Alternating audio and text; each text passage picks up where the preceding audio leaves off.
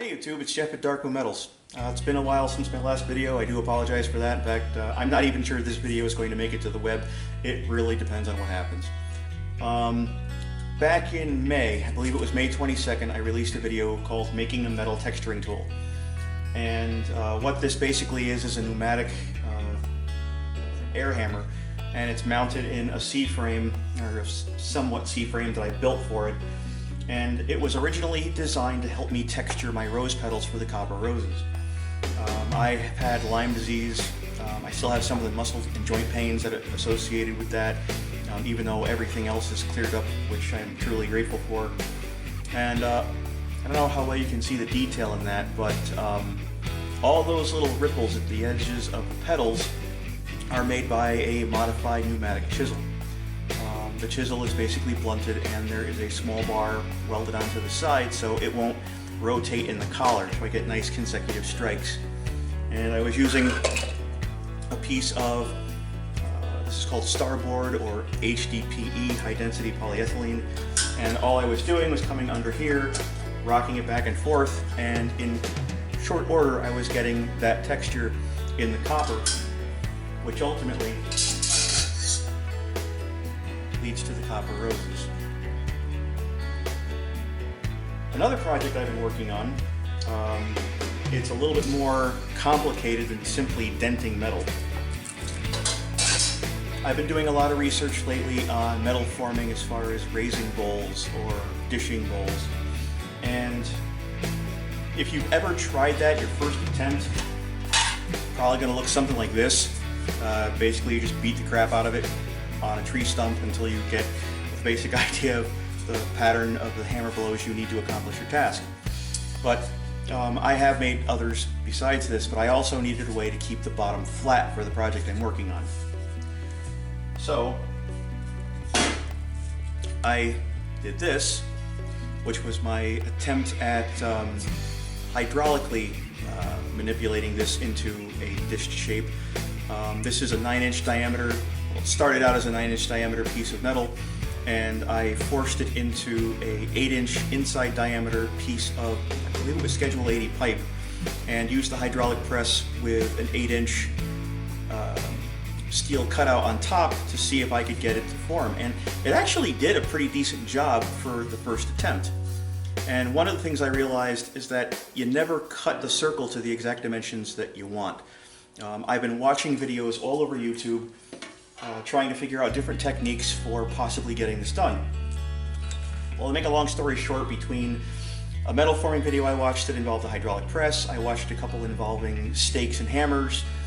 Ilya from Baltimore Knife and Sword, when he was doing the armor, was really informative, and I learned a lot from him. I even watched a video from a group of folks out in India who specifically work with brass and all types of brass forming. Brass is the material that I want to use for this project, and the goal is to make something like this plate. Now, this is a manufactured plate. I picked it up at Goodwill. I don't even know what it's made out of. It almost feels like some kind of an aluminum alloy. But I want to have a flat bottom with raised sides. The sides can be flat or parallel to the bottom. They don't have to be up at an angle, but I need this effect for the project. This leads me back to my metal texturing machine. What I'm hoping to do is use a modified chisel bit that's basically just been radiused, and I'm going to force it into a piece of metal that will act as a mold. And the metal is going to be a standard, literally standard weightlifting weight. This one happens to weigh 10 pounds. Now, if this works, I'm not going to continue to do this, holding this like this and trying to form metal. I am eventually going to make some kind of a table that I can raise and lower and use that rather than using the strength of my arms to manipulate the part. I can just rotate this on the table. So, enough talking. I am going to be using, I believe this is 16 gauge brass, and I am going to try to force this into those recesses in that weight using this pneumatic hammer. I'm going to film everything in real time so you can get an idea of how fast it works or how slow it works or if it works at all. The one thing that I will mention, after watching the hydraulic press forming stuff, I know that the circle needs to be bigger than my end form because there's going to be some waste. So I created about 3/8 of an overlap all the way around this. And I'll figure out how to trim that off later should this work. I am going to be turning on the air compressor, so I'm going to cut a lot of the audio out of this because unfortunately the air compressor is literally right here. I'm kind of scrunched into the frame because where I am in the shop, it's not a lot of space over here. For this, I'm going to be using the air hammer with the compressor, so it's going to make a lot of noise, hearing protection, eyeglasses, safety glasses rather, and the gloves. You don't really need gloves, but I know this thing is going to cause a lot of vibrations. It's going to be uncomfortable. That's also where a table would come in handy. The table would absorb a lot of the shock from that. So, let's get this rolling. The air compressor does have pressure in it. I did shut it off because I didn't want it to turn on while I was talking to you guys. So I do need to kick that back on real quick. And then I am going to start working this and seeing if it takes shape.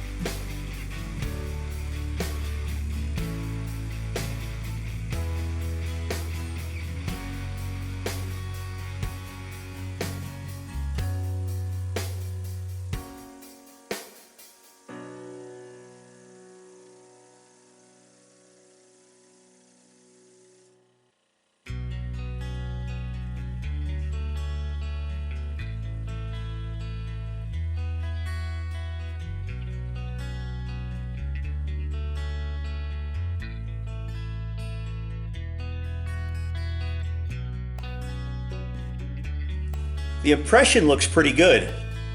I'm actually really surprised at how well that formed into that little crevice.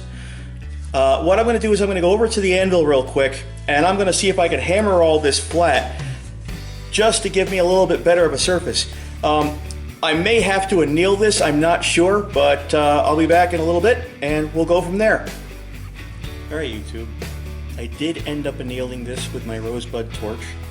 I didn't have to get it too terribly hot, I just got it to a dull red glow, and I only did it around the areas that I formed. I didn't bother annealing the center because I haven't even touched that yet. But as you can see, this is actually working out pretty well. It's better than I thought. On this pass, I'm going to go in and define this, iron all this out, and get it more uniform, and then I'm going to texture the bottom by using a piece of the starboard as a backer, and just going back and excuse me, just going back and forth and putting some texture on this. Now, first impressions as far as the quality of the finish, this is about what I expected. On the bottom, you're going to notice there's a ring here, and there are some inconsistencies along the edge. The reason for that isn't the technique. The reason for that is because there is raised lettering, and that center boss exactly matches that circle. So if I were to continue doing this, what I would do is take one of these weights and dedicate it to this project, go in with a milling machine, bring this flush to the base metal, and remove all the raised lettering with an end mill. And that would completely eliminate that problem and make this a much faster and cleaner process. You know, the cleaner and more precise your dies are, the more precise your work is. That's just common sense. One thing I've got to fix in short order is this handle for the ball valve that controls the airflow. All the vibration just caused it to completely fall off the side of the valve, and I have no idea where the little nut went. So what I'm going to do is probably isolate it with some rubber grommets, put it back on, see if it stays on a little longer. If not, I'm going to just go all out and throw some green Loctite in it and call it a day. But for now, I'll just use it the way it is.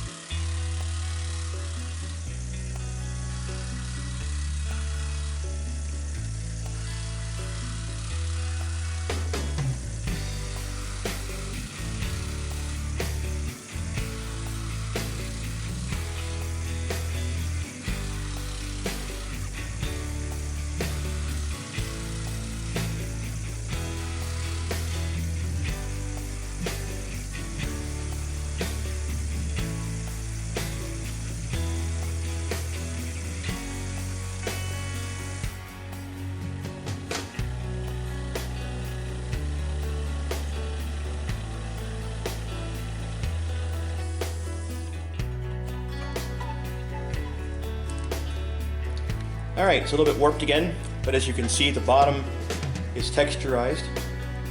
So I'm going to take this off camera again and anneal it with my torch. And I'm going to come around here and straighten out the rim, and I will return. There it is, annealed and flattened. Now, the rim on this does not have to be as wide. It doesn't need to be half as wide as that. So the next step, what I'm going to do is I'm going to come in with a spacer and a magic marker and just draw an outline, and I'm going to just use a very aggressive belt and belt sand this rim to the dimension that I need, and I'm going to call it a day. I am not going to show that process. It's just going to be me standing at a sander, but I will show you the final results. I also do need to make a second one of these, so be back in a bit. Well folks, here I am with the finished product, and I have to say I am not completely disappointed with how that turned out. In fact, that's a heck of a lot better than I thought my first attempt would ever be. Basically, I just came in here with a Scotch-Brite pad and cleaned it up, and that's all there is to it. Now, you might have noticed that there are holes drilled into the rim of these, because these are not plates, these are not for serving or anything like that. These are actually going to be a part of a balance scale, just like the scale that Justice holds. The chains that I'm going to be using for it are going to be this stuff right here. This is just copper that has been cut into small pieces, and I made a series of S-hooks. And the type of copper that I'm using, believe it or not, is coming right out of here. It's just 14 gauge copper wire, typically what you would use to, you know, wire up your house. So I think that's going to look good together. Well, YouTube, it's time to wrap up another video. I hope you enjoyed it. I know I definitely enjoyed the results. And like I said in the beginning, I didn't think this was actually going to be a YouTube video. I just started to film it just in case it was successful, and it turned out a bit better than I had planned. I am not going to be around that much. I know my subscribers look forward to my videos, and life has just been really crazy lately. We're actually trying to move out of Norwalk, where we are in Connecticut, to a place further north, and it's kind of been throwing things a little bit behind. Plus, I'm trying to get a job in the field for mental health and addiction services, which is slowing things down quite a bit. And there are just some things that we have to manage within the business itself. We really don't make enough money as a business where the state of Connecticut looks at us basically beyond anything more than a hobby. So there is a distinct possibility that in September our LLC might just disappear because the state of Connecticut doesn't consider us to be a real business. We've been paying our taxes and all that stuff for the past 4 years, but we have just never crossed that threshold because really this is a part-time gig for us. We tried working the business full-time and it just didn't pan out. I still have orders coming in. Worst comes to worst, I'm going to keep the name Darkmoon Metals. Just won't have the LLC after it. When we move, I'm going to get a DBA in the new town as Darkmoon Metals, and I'll start rebuilding the business from there. In the meantime, I do plan on making videos. Not anything before mid-August, unfortunately. I am going on vacation, and it's my first vacation in 17 years. So I'm really looking forward to that. And if any of you guys out there in YouTube land are heading to Penzic, which is one of the largest SCA events of the year, I hope to see you there. But until the next time, this is Jeff at Darkmoon Metals. I'll see you again soon.